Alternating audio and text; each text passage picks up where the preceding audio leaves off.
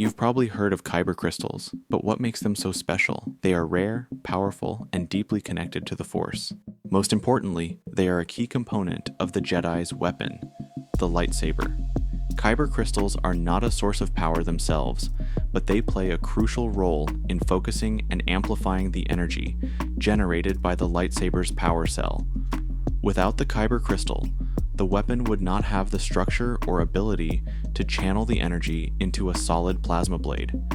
The crystal directs the energy flow, gives the lightsaber its shape, color, and power, and creates the energy field required to contain the plasma blade. Interestingly, Kyber crystals have found other uses beyond lightsabers, such as holocrons and artifacts, as well as the well-known Death Star. In both Canon and Legends, the lightsaber's crystals are deeply connected to the Force, resonating with those attuned to them.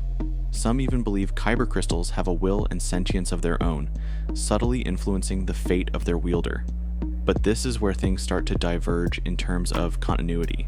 The nature and a lot of the properties of Kyber are actually quite different between Canon and Legends, so I will cover them here separately. With the most important treasure in the universe, Kyber crystals. Let's start with Canon. Kyber crystals, historically referred to as Kyber crystals, are rare, Force-attuned crystals that occur naturally on various planets across the galaxy. Before the rise of the Jedi and Sith, Kyber crystals were revered by ancient societies for their durability and seemingly eternal nature, often associated with natural elements like wind and rain. In their natural state, Kybers are typically colorless and resonate with the Force, making them alive in a sense. Kybers exhibited something like a collective consciousness and could non-verbally communicate with both one another and living beings. However, this intrinsic connection to the Force allows them to bond with Force-sensitive individuals, aligning with their wielder's presence and intentions. This bond is essential for the proper functioning of a lightsaber, as the crystal focuses and amplifies the energy from the weapon's power source to create the plasma blade. One of the most significant traditions involving Kyber crystals is the Gathering, a rite of passage for Jedi younglings. During this ritual, initiates travel to the Crystal Cave on the planet Ilum to seek out their own Kyber crystals. Ilum was an icy world located in the unknown regions of the galaxy and had an abundance of Kyber. It is famous for its vast crystal caves where Jedi younglings would go to find their own unique Kyber crystal. This ritual, which has been practiced for generations, signifies the bond between the Jedi and their lightsaber.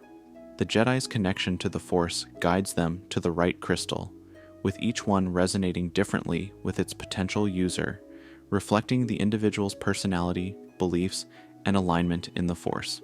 The process is meant to solidify the bond between the Jedi and the weapon that they will wield throughout their life. Guided by the Force, each youngling is drawn to a crystal that resonates with them, symbolizing the beginning of their journey toward constructing their own lightsaber and deepening their connection to the Force. Beyond Ilum, several other planets are known for their Kyber deposits.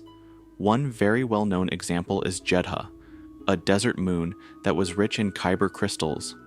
Over many years in the Old Republic, the Jedi sculpted over 2,300 Kyber statues inside the Temple of the Kyber, guarded by the Guardians of the Wills. Thousands of years later, the Empire had figured out that they could use large quantities of Kyber crystal to amplify and direct the energy that was needed to generate the destructive beam of the Death Star. As a result, the Empire's mining operations had stripped Jedha of massive amounts of Kyber. In the Star Wars Rebels animated series, the planet Lothal is also revealed to have a hidden Jedi temple containing Kyber crystals, underscoring the planet's deep connection to the Force. Upon bonding with a Jedi, a Kyber crystal undergoes a transformation, emitting a color that reflects the nature of its wielder. Luke Skywalker experienced this firsthand when he traveled to Christophsis and found a pure Kyber crystal given to him by Dr. Quada. Upon meditating with the crystal, it turned green, and Luke was going to use it to construct his signature green lightsaber. Generally, the most common colors are blue and green, traditionally associated with Jedi Guardians and Consulars. However, other hues, like yellow and white, have also been observed, each carrying its own significance within the Jedi Order. A notable example of a less common hue was the lightsaber of Mace Windu, which had a beautiful purple color. I always like to think that this is a subtle nod to Windu's complex character, a very stoic Jedi with hints of darkness deep inside him. I will cover the different colors of Kyber crystals in a future video, so if you are interested, please hit the subscribe button to stay tuned for that. Kyber crystals were inherently attuned to the light side of the Force, and mostly resisted any effort by dark side practitioners to corrupt them. The Sith, however, employ a process known as bleeding. By channeling their strong emotions, such as rage, hate, fear, and pain, they force it to bend to their will, resulting in the characteristic red blades of Sith lightsabers. This act of domination over the crystal symbolizes the Sith's perversion of the natural order and their rejection of the light side of the Force. Notably, it is possible for light side users to heal or purify a bled crystal, restoring it to a state of balance and often changing its color to white, as demonstrated by Ahsoka Tano, who successfully healed the crystals obtained from the Sixth Brother. As we mentioned before, Kyber crystals were known for their unmatched ability to channel energy and generate enormous returns. To this end, numerous individuals attempted to make synthetic Kyber. However, their artificial nature made them highly unstable and explosive, and therefore were banned during the era of the Galactic Empire. These man-made crystals first emerged in the mobile game Star Wars Uprising, expanding the lore surrounding Kyber crystals and their adaptability. In Star Wars canon, Kyber crystals are portrayed as living entities deeply connected to the Force since their formation. This profound connection enriches the narrative, emphasizing the crystal's role not just as components of a weapon, but as symbols of the wielder's alignment and intent within the Force. In Legends, Kyber crystals played a similar role in powering lightsabers, but their nature, availability, and even their relationship with the Force were portrayed differently.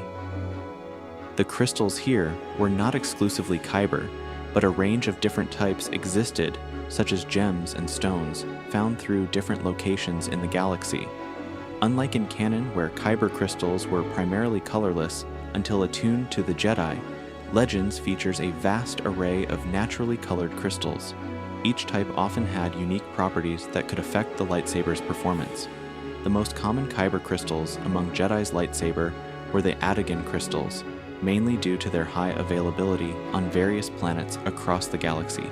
Other crystal types, such as the Pontite and the Upari crystals, were known for producing incredibly smooth and strong blades, respectively. Before placing the crystal in the lightsaber, the Jedi or Sith typically had to imbue it with the Force. To do this, the Force users were required to meditate on the crystal for many days. An example was the time when Luke Skywalker meditated on his green-colored crystal in Ben Kenobi's home, with only R2-D2 to keep him company. It is worth noting that Luke in Legends actually created his own synthetic crystal, and did not use a natural one, because of the lack of access to natural crystals at the time. Rather than relying on natural Kyber crystals, Sith Lords also used their bespoke synthetic crystals.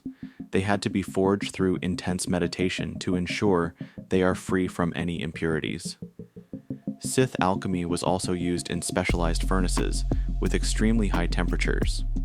These artificial crystals were typically red due to the forging process rather than a bleeding ritual. They were typically more powerful than naturally occurring crystals, generating an unstable but aggressive blade with increased cutting strength. Notable Sith Lords including Darth Vader, Darth Bane, and Exar Kun all wielded weapons constructed with synthetic crystals, reinforcing the Sith's tradition of crafting their own rather than using what nature provided. Kyber crystals have also been used in the construction of holocrons, devices that store vast amounts of knowledge and are accessible only to those attuned to the Force. For instance, a Kyber memory crystal contained the identities of every known Force-sensitive child in the galaxy, highlighting the crystal's capacity to safeguard critical information. Apart from the typical locations such as Elam and Jedha, natural crystals could be found on locations such as Ambria, Ryloth, and the deep forests of Kashyyyk. My favorite location where Kyber crystals could be found is Dantooine, located in the outer rim of the galaxy.